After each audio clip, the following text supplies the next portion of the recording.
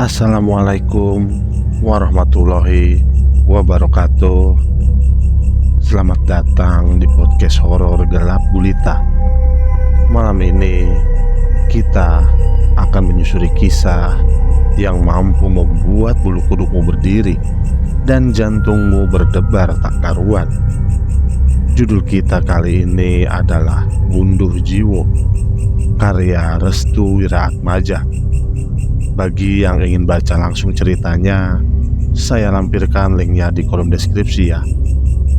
Oke, langsung saja tanpa berlama-lama, pasang headset kalian, tutup pintu, matikan lampu, dan mari kita mulai.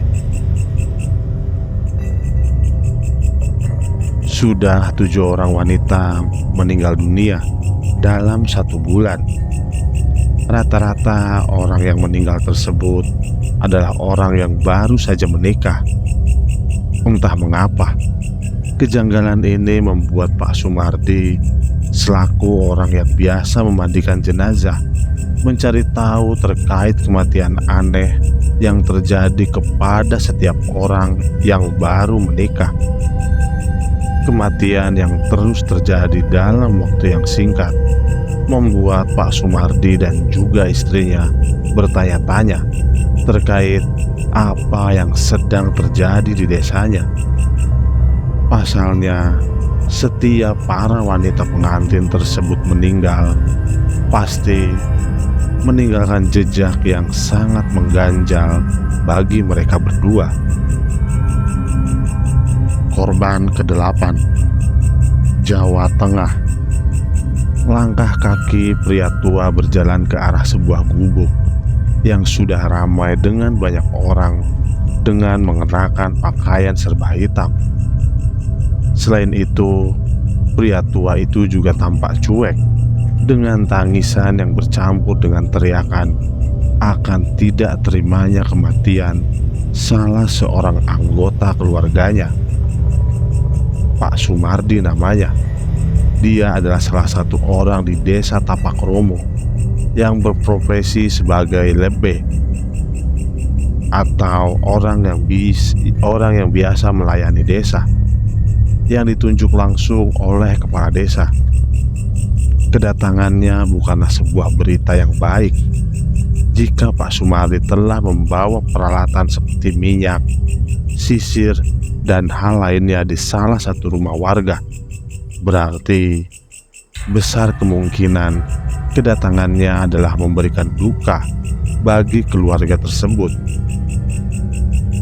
Hal ini dikarenakan pekerjaannya yang menjadi bagian dari pelayanan desa mengharuskan Pak Sumardi untuk membantu segala proses yang terjadi di desa, seperti kematian atau pernikahan. Kali ini Pak Sumardi mendatangi salah seorang rumah warga untuk bermaksud memandikan jenazah.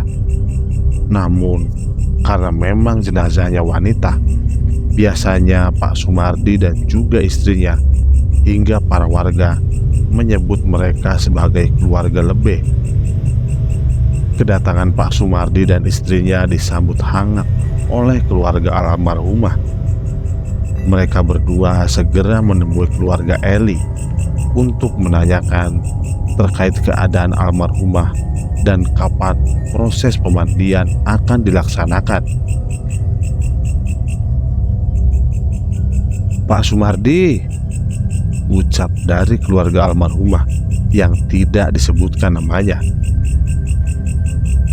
Sudah siap semua? Tanya Pak Sumardi. Pak, bagaimana kalau kita tunda 1 jam dulu, Pak? Pinta orang tua almarhumah. Ditunda? Mengapa memangnya? Begini, Pak, anak saya meninggal dalam keadaan tidak wajar, dan sekarang tubuhnya menekuk seperti orang yang sedang merasakan kedinginan. Sudah beberapa kali kami rentangkan kembali tubuhnya, namun tidak bisa diluruskan, Pak. Pak Sumardi merasa ada yang aneh dengan penuturan dari orang tua almarhumah tersebut. Baru kali ini dirinya menemukan jenazah wanita yang tubuhnya menekuk dan tidak bisa diluruskan. Karena penasaran, Pak Sumardi dan istrinya Ibu Sumi pun menuju ke kamar almarhumah. Saat mereka berdua tiba di kamar almarhumah, Pak Sumardi dan Ibu Sumi terkejut saat melihat tubuh jenazah wanita itu dalam keadaan menekuk. Kedua tangan dan kakinya benar-benar menekuk dan menghadap miring ke sebelah kiri. Lalu bagian kepalanya menunduk ke bawah, seperti apa yang dikatakan oleh orang tua dari almarhumah tersebut, seperti sedang kedinginan. "Bu," ucap Pak Sumardi. "Aku mengerti, Pak," ucap Ibu Sumi. Pak Sumardi pun meminta kepada orang tua almarhumah tersebut untuk membawa si almarhumah ke tempat pemandian jenazah sebelum nantinya jenazah tersebut dimandikan. Jika telat dan berlama-lama dalam prosesnya, maka resiko terbesarnya adalah jenazah tersebut tidak bisa diluruskan kembali tubuhnya. Beberapa anggota keluarga dari almarhumah pun membawa tubuh almarhumah menuju ke tempat pemandian jenazah. Pak Sumardi dan Ibu Sumi segera melakukan tugasnya untuk memandikan jenazah tersebut. Namun sebelum mereka berdua memandikan jenazah, tugas penting dari Pak Sumardi dan juga Ibu Sumi adalah meluruskan tubuh jenazah. Tubuh si almarhumah yang sudah berada di tempat pemandian, tirai sudah ditutup dengan rapat. Ibu Sumi dan Pak Sumardi siap melakukan tugasnya. Percikan air sudah memenuhi tong besar yang biasa digunakan untuk memandikan jenazah. Di luaran, orang-orang mulai menanyakan apa yang terjadi dengan jenazah. Mereka semua penasaran dengan apa yang terjadi di tempat pemandian, karena waktu penguburan sudah mundur dari ketetapan yang biasa dilakukan. Selain itu, keranda mayit juga sudah datang. Orang-orang yang bertugas untuk mengubur jenazah kembali ke rumah si almarhumah untuk menanyakan kapan jenazah akan dimakamkan. Berbagai keriuhan terdengar di luaran tempat pemandian. Saat Ibu Sumi menanggalkan satu persatu tubuh jenazah, Pak Sumardi memilih untuk berada di luaran. Ia keluar sejenak untuk memberikan waktu kepada istrinya agar bisa meluruskan tubuh si jenazah tersebut. "Bu, jangan lupa oleskan dengan minyak," ucap Pak Sumardi dari balik tirai. Hatinya begitu tidak tenang. Ia sama sekali merasakan kengerian yang luar biasa tatkala mendapati jenazah semacam ini. Mungkin jenazah yang meninggal dengan luka yang berada di sekujur tubuh sudah biasa. Mungkin jenazah yang meninggal dengan meninggalkan bekas luka borok sudah biasa. Akan tetapi, jenazah yang meninggal dunia dengan tubuh yang menekuk hingga membuat bagian anggota tubuh lainnya sulit dikembalikan lagi seperti semula, itu adalah hal yang tidak biasa. Batin Pak Sumardi seperti mengira-ngira akan kemungkinan-kemungkinan aneh yang terjadi kepada almarhumah. Ia seperti melihat sedikit gambaran kecil terkait kematian yang dirasakan oleh si almarhumah. Entah karena memang ada sesuatu yang membuatnya seperti itu, atau karena faktor tertentu yang membuat tubuhnya menekuk hingga sulit diluruskan kembali. Selama Ibu Sumi melakukan tugasnya, lehernya sering merasakan hawa merinding yang sangat besar. Di bagian telinganya sering terdengar angin kecil, seolah-olah ada yang meniupnya dari belakang. Lalu muncul bau busuk dari salah satu bagian sensitif dari jenazah tersebut. Ibu Sumi pikir bau busuk tersebut dikarenakan kotoran dari si jenazah yang belum dikeluarkan. Jadi, Ibu Sumi tidak ingin memiliki pemikiran buruk terkait bebauan tersebut. Telapak tangan Ibu Sumi mulai dioleskan dengan sebuah minyak. Minyaknya minyak khusus, entah jenis apa, tapi minyak tersebut sangat ampuh untuk meluruskan tubuh jenazah yang menekuk atau memang mampu meluruskan bagian-bagian lainnya. Setelah dioleskan ke telapak tangan, mula-mula Ibu Sumi mulai meluruskan bagian tangan. Ia sangat telaten hingga mengurut tangan tersebut beberapa kali. Alhasil, tangan dari si jenazah tersebut menjadi lemas yang awalnya sangat keras. Kondisi tangan yang menekuk kini bisa diluruskan kembali seperti semula. Dari tangan, Ibu Sumi kembali melanjutkan pengolesan minyak tersebut ke bagian kaki. Di bagian ini, Ibu Sumi merasa tubuhnya berat. Resiko yang besar saat dirinya memandikan jenazah adalah dia juga merasakan hal yang sama seperti apa yang dirasakan jenazah. Sempat Ibu Sumi mengucapkan sesuatu seperti merasa kesakitan. Pak Sumardi pun segera menanyakan apa yang terjadi di tempat pemandian tersebut. "Bu, aman toh?" Aman Pak. "Masih lama ndak?" "Sebentar lagi kelar Pak." Dengan terpaksa Pak Sumardi kembali mengurungkan niatnya untuk membantu. Dia terkadang khawatir jika istrinya terlalu menekankan diri untuk membantunya.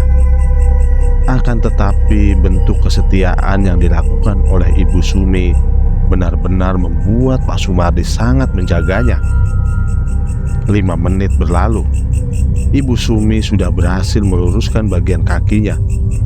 Kini ia segera melakukan langkah terakhir, yaitu mengembalikan posisi kepala si jenazah yang menunduk ke bagian bawah. Hati Ibu Sumi sempat terheran-heran dengan si jenazah tersebut. "Apa yang membuatmu seperti ini, Dok? Mengapa setiap bagian tubuhmu serasa ditekan oleh sesuatu dan diikat satu sama lain? Apa yang membuatmu seperti ini, Dok?" Hati nurani Ibu Sumi benar-benar terketuk saat melihat tubuh si jenazah yang tidak normal seperti yang pernah ia mandikan sebelum-sebelumnya. Ia kembali mengoleskan telapak tangannya dengan minyak tersebut dan segera mengurut bagian leher si jenazah agar posisinya kembali seperti semula. Saat dimana jari jemarinya mengurut leher si jenazah, tiba-tiba leher Ibu Sumi seperti ditekan oleh sesuatu hingga dirinya merasa kesakitan. "Astagfirullah, leherku!" Pak Sumardi yang mendengar hal tersebut kembali terperanjat dan bangkit dari duduknya. Ia tampak tidak tenang setelah mendengar keluhan dari suara istrinya yang sedang membereskan bagian terakhir dari jenazah tersebut. "Bu, bagaimana? Ada apa, Bu?" tanya Pak Sumardi dengan nada yang penuh kekhawatiran. "Ndak apa-apa Pak, aman-aman saja, sebentar lagi selesai." Ibu Sumi segera melanjutkan pekerjaannya. Dia menguatkan diri sebisa mungkin untuk bisa menyelesaikan pekerjaannya dengan baik. Suara percikan air yang awalnya mengalir kini tiba-tiba terhenti. Keanehan mulai terjadi saat Ibu Sumi memperhatikan tiap tetes air yang menetes dari selang yang diletakkan di tong pemandian.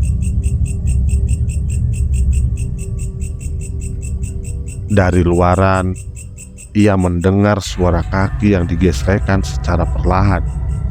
Bunyinya sangat berirama hingga membuat bulu kuduk Ibu Sumi merinding dibuatnya. Perlahan, Ibu Sumi meletakkan kepala jenazah tersebut.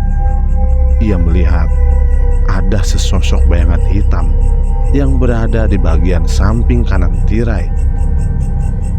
Ibu Sumi paham betul jika suaminya berada di bagian sebelah kiri, sedangkan di bagian kanan adalah bagian yang tidak bisa terjamah oleh siapapun karena lokasinya berdekatan dengan perkebunan.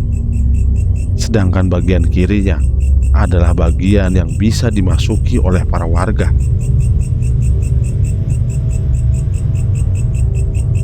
Lantunan doa terus-menerus diucapkan Ibu Sumi dalam hati. Bibirnya yang semula kering kini akhirnya terbasahkan dengan air liur mulutnya karena pergerakan dari mulut Ibu Sumi terhadap bacaan doa yang dilantunkannya tanpa suara.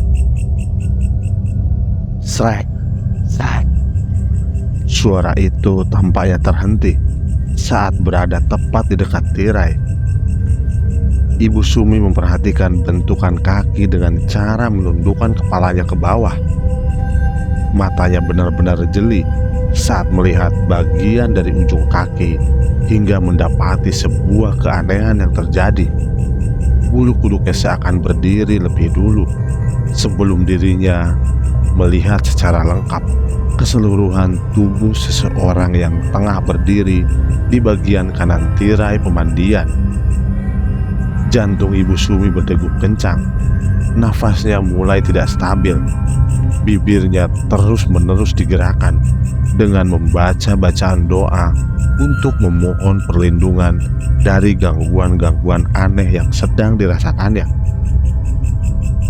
Kedua tangan Ibu Sumi tiba-tiba menjadi lemas saat dirinya mendengar sesuatu dari tempat si jenazah tersebut ditidurkan.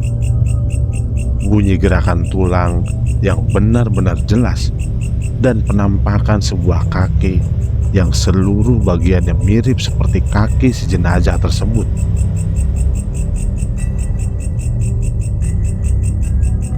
Krek, krek. 2 kali suara tulang itu berbunyi, seakan-akan telah membuat telinga Ibu Sumi enggan mendengar apapun lagi. Ia tahu suara itu benar-benar dari si jenazah. Seakan menaklukkan rasa takutnya, Ibu Sumi memberanikan diri mengangkat wajahnya ke atas. Dan apa yang terjadi? Posisi wajah dari jenazah tersebut telah menghadap ke arah Ibu Sumi. Jenazah tersebut seperti memelintir lehernya sendiri hingga mampu melihat tubuh Ibu Sumi secara langsung yang sedang memantau hal lain di sekitarnya. Sorot matanya yang awalnya terpejam, kini tatapannya menatap tajam ke arah Ibu Sumi dengan tatapan yang sangat mengerikan. Ibu Sumi langsung berteriak karena itu. Ia kemudian menutupi wajahnya dengan kedua tangan, menjatuhkan diri di dekat tirai hingga membuat tirai bergerak karena tertimpa beban berat tubuh Ibu Sumi. Teriakan itu pun membuat Pak Sumardi langsung menerobos masuk ke dalam tempat pemandian. Ia terkejut saat melihat istrinya sudah menutup wajahnya dengan kedua tangan sembari mengatakan, "Jangan ganggu aku. Kamu sudah mati. Kamu sudah tidak ada di dunia." "Bu, Ibu, ada apa, Bu?" Pak Sumardi segera menutup jenazah tersebut menggunakan kain jarik. Ia tidak mau jika kedatangan kehebohan ini mengundang banyak orang. Dan jika itu terjadi, Pak Sumardi telah menjaga kehormatan jenazah sebagaimana mestinya. Dan benar saja, kepanikan yang dirasakan oleh Ibu Sumi ternyata mengundang keluarga dari jenazah tersebut. Mereka kemudian berbondong-bondong untuk mendatangi lokasi pemandian jenazah. Kedatangan mereka membuat Pak Sumardi semakin tidak tenang.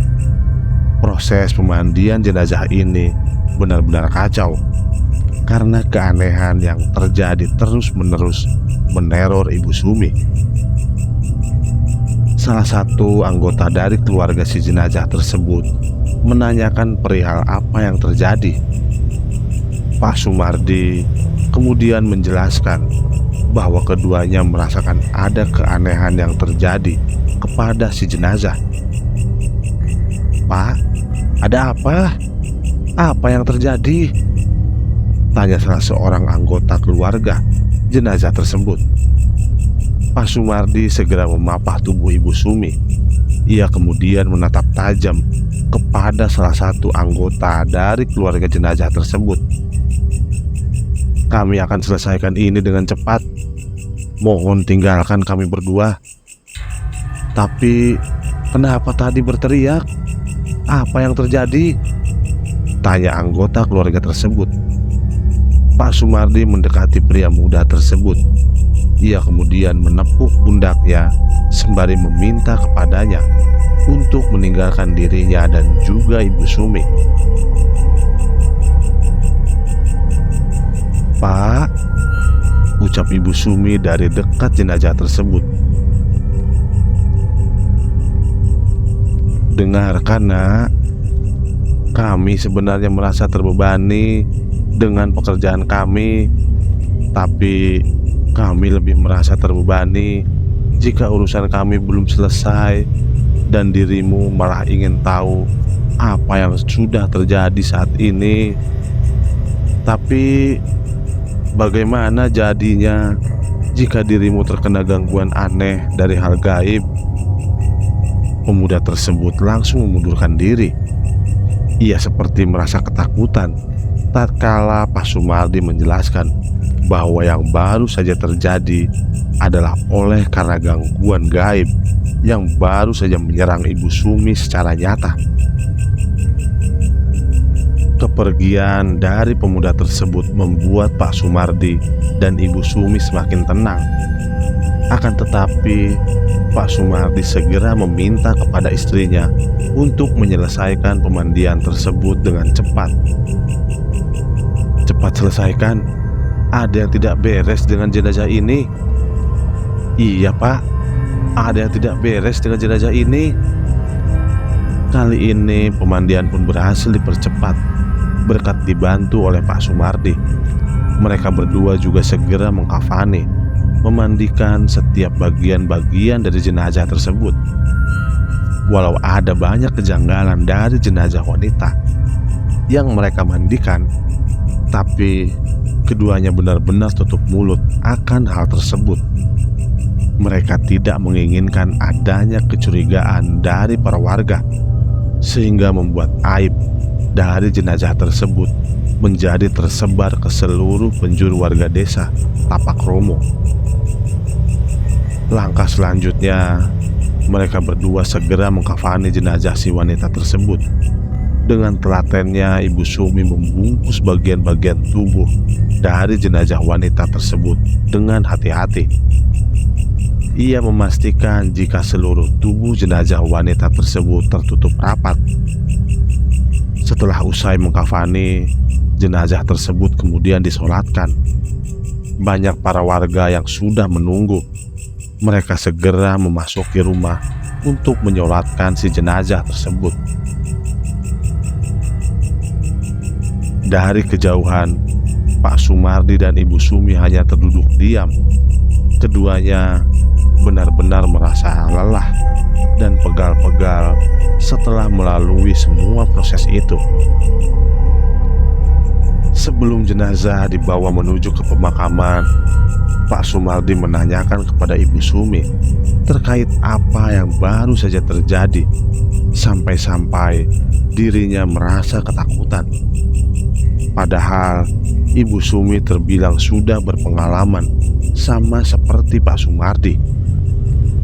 Namun dilihat dari raut wajah yang tergambarkan saat itu, wajah Ibu Sumi terlihat sangat pucat dan penuh tekanan. "Apa yang aneh dari jenazah wanita itu, Bu?" tanya Pak Sumardi.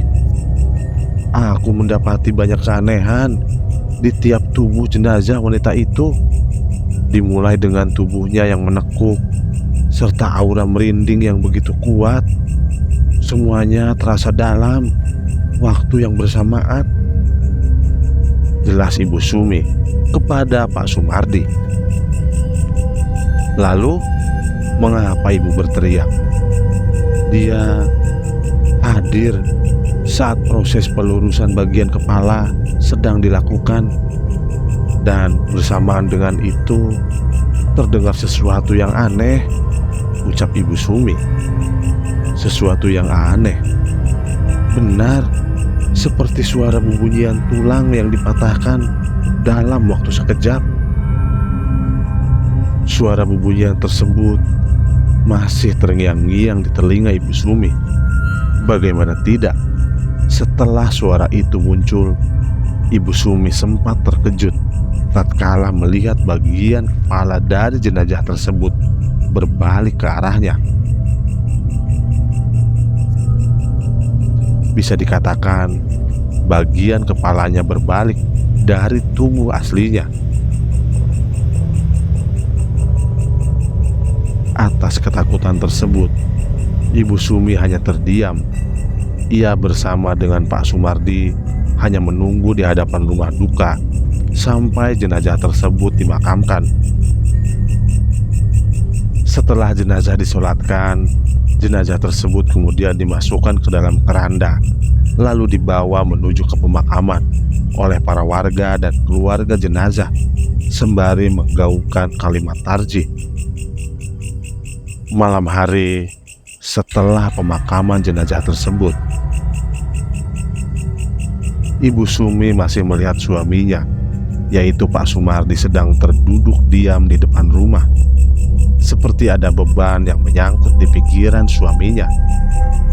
Ibu Sumi mencoba menanyakan permasalahan yang sedang dipikirkan suaminya. Tumben ngelamun, Pak. Ada apa memangnya? Bapak masih ngerasa janggal aja, Bu. Sudah hampir 8 orang yang meninggal dalam 1 bulan. Tapi anehnya, rata-rata semuanya meninggal masih dalam keadaan pengantin baru. Ibu juga mikir gitu, Pak. Apalagi sama yang terakhir ini. Ibu ngerasa pengantin yang baru meninggal ini seperti ada sangkut pautnya sama yang sudah-sudah. Maksud Ibu selalu mencium bau busuk di daerah kemaluan si wanita tersebut. Tidak mungkin juga bau busuk tersebut dihasilkan karena hal-hal lain yang bersifat intim. Bau busuknya seperti memang ada yang menaruh bangkai di dalam kemaluan tiap jenazah para pengantin wanita. Entah mengapa, Ibu Sumi serasa ada yang aneh dengan kematian setiap jenazah pengantin wanita yang biasa ia dan suaminya mandikan. Setiap kematian dari pengantin wanita tersebut seperti terikat satu sama lain dan memiliki benang merah yang sama, yaitu bau busuk pada bagian kemaluan. Sepertinya kematian ke-8 orang pengantin ini bukanlah kematian yang normal. Maksudnya, Pak, ada sesuatu yang sudah terjadi karena kematian aneh tersebut. Ibu Sumi mengaku paham. Kini dirinya menganggap jika kematian tiap pengantin wanita yang terjadi di desanya bukanlah kematian yang wajar, melainkan kematian yang disebabkan oleh sesuatu yang belum terungkap. Semakin malam, hawa dingin di desa Tapak Romo semakin menusuk ke bagian tubuh hingga menembus ke tulang. Ibu Sumi dan Pak Sumardi segera masuk ke dalam kamarnya. Saat mereka ingin masuk ke kamar, keduanya mendengar suara tangisan dari arah kamar kosong yang dulunya digunakan untuk menyimpan barang-barang bekas dan tak layak pakai. "Pak, Dengar nggak? Iya Bu, Bapak dengar. Ada yang nangis dari arah gudang. Keduanya pun berjalan menuju ke arah gudang, tempat penyimpanan barang-barang bekas miliknya. Tak disangka, semakin mereka berdua mendekati ruangan tersebut, hawa merinding serta suara tangisannya semakin membesar hingga membuat langkah mereka berdua sedikit gugup. Pak Sumardi dan Ibu Sumi pun kemudian membuka kamar gudang tersebut dengan keadaan tangan yang sedikit gemetar. Mereka berdua pun terkejut saat melihat penampakan seorang wanita yang sudah berbalutkan kain kafan lusuh sedang terduduk. Lalu tidak berselang lama, sosok wanita itu menengok ke arah Pak Sumardi dan Ibu Sumi sembari mengucapkan kalimat yang menakutkan. "Tolong, bebaskan saya." Part 1 selesai.